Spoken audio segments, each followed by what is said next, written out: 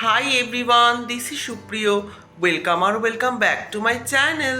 তো আজকে হচ্ছে 20th এপ্রিল। আজকে আমাদের বাড়ি পুজো রয়েছে। তো সারাদিন কি করি না করি সেই সমস্ত আপডেট তোমাদের সঙ্গে শেয়ার করব। তো ভিডিওটা দেখতে থাকো আর সঙ্গে থাকো।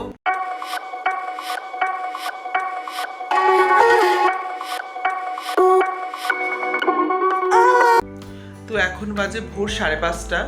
তো এখন পুজোর ঘরে জিনিসপত্রগুলো দিয়ে আসতে হবে, থালা বাসন যেগুলো লাগে আর কি। তো চলো যাওয়া যাক। তো ঠাকুরের বাসনগুলো আমি পুজোর ঘরে রেখে এসেছি। তো এবার আমি রেডি হব, স্নান করব। তো একেবারে রেডি হয়ে তোমাদের সাথে আবার দেখা হচ্ছে। 2000 years later.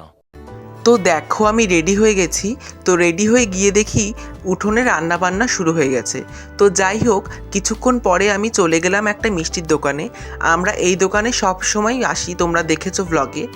তো এখান থেকে আমি আমার পছন্দ মতন কয়েকটা মিষ্টি নিয়ে নিলাম, আর পুজোর মিষ্টিও কয়েকটা নিয়ে নিলাম। তো আজকে যেহেতু অক্ষয় তৃতীয়া, তো অনেকের বাড়িতেই পুজো আছে। তো সেই জন্যই দেখি বাজারে অনেক ভিড়। তো আমি যদিও এত সকালে আসি না, তবুও কেন জানি না মনে হচ্ছে অনেকটাই ভিড় অন্য দিনের তুলনায়। তো যাই হোক, দেখো কথা বলতে বলতে আমি বাড়ির কাছেও পৌঁছে গেছি। তো হেঁটে হেঁটে আমি বাড়ি চলে আসলাম যথারীতি। তো বাড়ি এসে আমি মিষ্টিগুলো রেখে দিলাম। তার কিছুক্ষণ পরে আমাদের বাড়িতে যে পুরোহিত জেঠু পুজো করবে, সেই পুরোহিত জেঠুও চলে এসছে। তো পুরোহিত জেঠু এসে বলে যে কয়েকটা জিনিস মিসিং ছিল, তার মধ্যে ফুলটা মিসিং ছিল, তো সেটাই আগে লাগবে। তো সেই জন্য আমি চলে গেলাম একটা ফুলের দোকানে। তো সেখান থেকে ছোট ছোট কয়েকটা ফুলের মালা নিয়ে নিলাম। তো ফুলের মালাগুলো নিয়ে আমি চলে গেলাম বাড়ি। তো বাড়ি গিয়ে আমি দেখলাম যে মোটামুটি 50% রান্নাই কমপ্লিট হয়ে গেছে। তো যাই হোক, এখানে পুজোর তোড়জোড়ও শুরু হয়ে গেছে। তো জেঠুও হাতে হাতে কাজগুলো করে দিচ্ছিল, আর আমি রান্নাঘরে এই দুধ ফোঁটাটা দেখছিলাম যাতে কোনোভাবে নষ্ট না হয়ে যায়। তো মোটামুটি গোছানো কমপ্লিট হয়ে গেছে। তো আজকের পুজোর ঘরটাকে কেমন লাগছে দেখে নাও তোমরা ছোট্ট ঝলকে।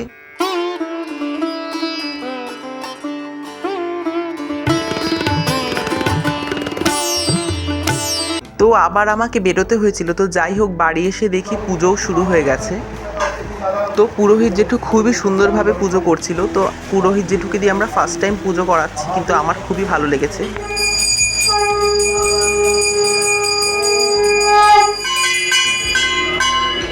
তো এবার সাজানো হচ্ছে যজ্ঞকুণ্ডটা। তো সত্যনারায়ণ পুজোতে তো যজ্ঞকুণ্ড করতেই হবে।